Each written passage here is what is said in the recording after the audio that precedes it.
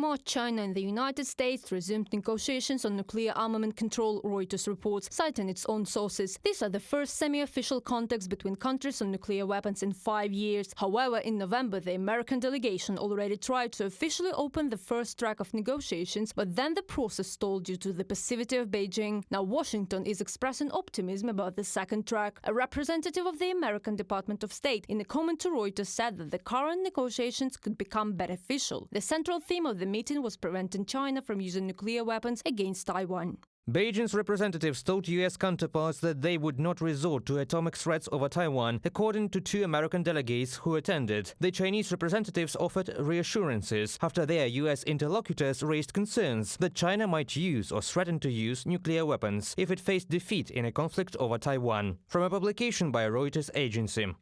Washington's concerns have grown as in recent years Beijing has again talked about taking control of Taiwan by military means. Reuters also emphasizes that over the past 10 years, China has doubled its nuclear stockpiles. According to the Federation of American Scientists, there are now approximately 500 warheads at their disposal. The U.S. Department of Defense believes that this figure could double by the end of this decade. In connection with these factors, a number of more discussions are planned for 2025, one of the organizers of the negotiation tells the agency. But according to experts, the topics of the meetings may also concern other countries.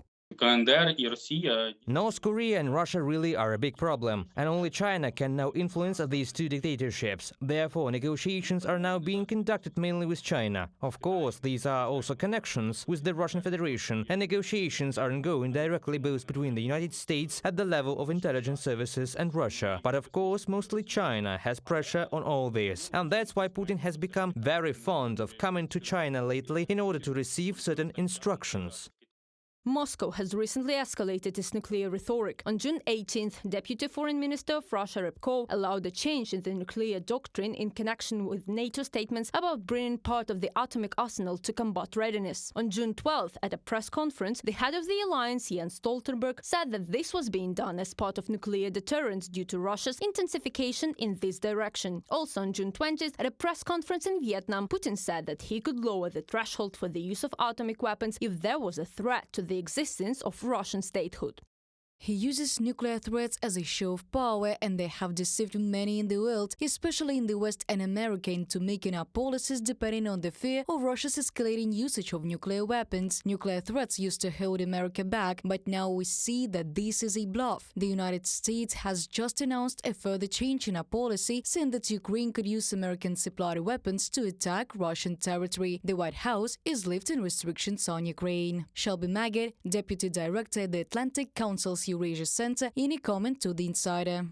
American nuclear arsenals are located in 5 European countries: Belgium, the Netherlands, Italy, Germany and Turkey. The question of its use is decided only by the American command. 2 more European countries that have nuclear weapons are the United Kingdom and France. They have 290 and 225 warheads respectively. The record holders for nukes are Russia and the United States, amongst the countries of the world. Both Moscow and Washington declare possession of nearly 6,000 nuclear warheads each. Let us not count how many times the planet could be destroyed by that amount of atomics. Reported by Halina Babenko, Andriy Dmitrenko, UATV News.